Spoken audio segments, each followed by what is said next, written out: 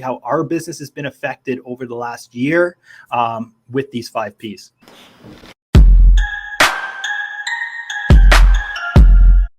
The first one we have is pulse. I think that what you need to keep in mind here is that it's so important for you to have a good understanding of what your customers and what your industry is thinking and feeling, what's going on in your industry, what are the pain points that your customers are experiencing, and ultimately, how can you serve them better? Yeah. So, I mean, this has affected, I think there's every industry out there has been affected by pulse, right? Because of the changing behaviors for people. People are not commuting. People are staying at home. People are feeling stressed, fearful. You know what I mean? Just people don't know what to expect next, right? And they don't really have control.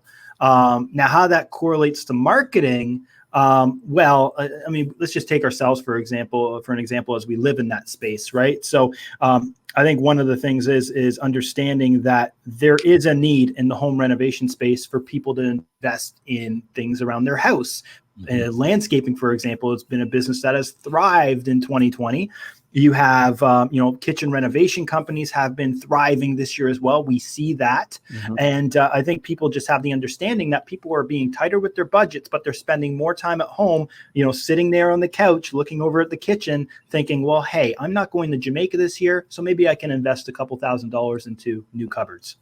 100%. And to your point about this, there's certain industries and certain businesses that have done better than others during the pandemic. And the 2 that you cited are a perfect example of that. But I think for business owners in those spaces, it's super important to know what aspects of your business and of your industry are more popular than others and serve people there. So like, for example, landscaping, your typical landscaping showing up on a weekly or bi-weekly basis and cutting people's lawns probably isn't what's in demand right now. It's probably the other side of it. So pools and other other hardscapes, bigger projects that you would have to build into your backyard. So understanding that, well, now you know how to craft your marketing messages. Love it. Okay, let's go to P number 2. Yeah, P number 2 is purpose. And so, I mean, obviously this is marketing 101 and starting a company 101. What is your purpose? Why are you starting your company? Who are you serving? And what do you want to achieve? Basically, your mission and vision is the way that I see it. What's your purpose? Purpose, I think, is super important, and you do see there's a lot of brands out there that are taking advantage of this in terms of helping to serve people when they need it most, right? We're seeing people, actual consumers and customers are actually taking this more importantly when they go to make purchases. I mean, I think buy local has been a narrative that has just been pushed so hard in the last year to help support small businesses, right? And I think a great example of this is not just the consumers purchasing from the support local movement, but it's more along the lines of, if you're familiar with Barstool Sports. Barstool Sports created the Barstool Fund. And the last I checked, these guys generated $27 million in donations to help out local restaurants and small businesses throughout the U.S. and getting them, like reviving them. And I don't know if anybody out there does not follow Barstool Sports, I suggest you do, because some of these stories that Dave Portnoy, the owner of Barstool Sports, is sharing on his social media and on Barstool social media is heartwarming. It's like you have business owners there that are on the brink of giving up, that are getting this call from Dave being like, I'm going to support your business. Here's $200,000. I'm going to keep you going. And people are just like, business owners are in tears. Right. Yeah. And it's just so cool to see. But I think that is a great example of a company that really went all in on purpose in 2020. 100%. So moving on to the third P, her third P is pivot. And, it's funny. They came out with a list of words that are being banned in 2021 because we used them too much in 2020. And one of them, I think, was pivot.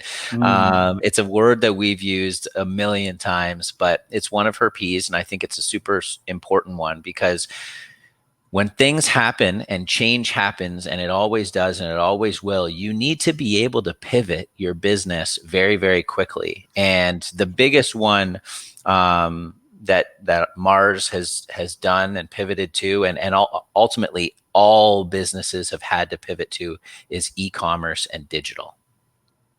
Brilliant. And we know firsthand, we've worked with a lot of businesses pre-COVID that were, small businesses, owned a few products, would make the majority of their income by traveling around, going to trade shows and selling, whether it be cookies or selling towels, or, you know what I mean? So that was how they made their income, and they depended on that income. But when COVID hit, there was really no option but to pivot to digital. Really? You know what I mean? So and we see it firsthand by the inquiries that we get for people to develop e-commerce sites. Yeah. And, it was a swift kick in the butt, I think, for a lot of businesses to make this transition, because let's be honest, it was inevitable. Yeah, it was inevitable. It needed to happen. It was not easy for some that have let it go a little longer than perhaps they should. Mm-hmm. Like if you hadn't even had social media profiles set up yet, and now all of a sudden you need to get a fully integrated e-commerce website, it was very, very tricky for a lot of business owners. And that speaks to the next P, the fourth P, which is pace. And ultimately you need to move quickly. It's probably one of the hardest ones on this list, because it's scary to make a decision and move quickly and go all in on it, but you have to. And, once you do, then you can reassess and see if it's working, and then pivot again. But you got to move quickly with these things. Yeah, I think that, and I think a lot of businesses failed in the last year because they became complacent and they had no pace. They were not thinking forward thinking, and just kind of sat there and waited how the chips fell. Yeah. But I mean, to be honest, I'm thinking about it now. There's some industries that were really left with limited options. Travel agents. You know what I mean? Travel agents. What could they do for pace? I mean, we could sit here and get creative about it, but I definitely think it was a challenge. This P was not an easy one for a lot of businesses that were hindered by what happened with COVID. No, definitely one of the hardest ones on the list, in my opinion. Yeah. And finally, bringing up the rear, we have partnerships. That's the fifth P on her list. It's super interesting. One of the things I read in the article was that Wakely, the CMO, believes that their partnerships, so Mars partnerships with its ad agencies, was the biggest part of its transformation success in 2020.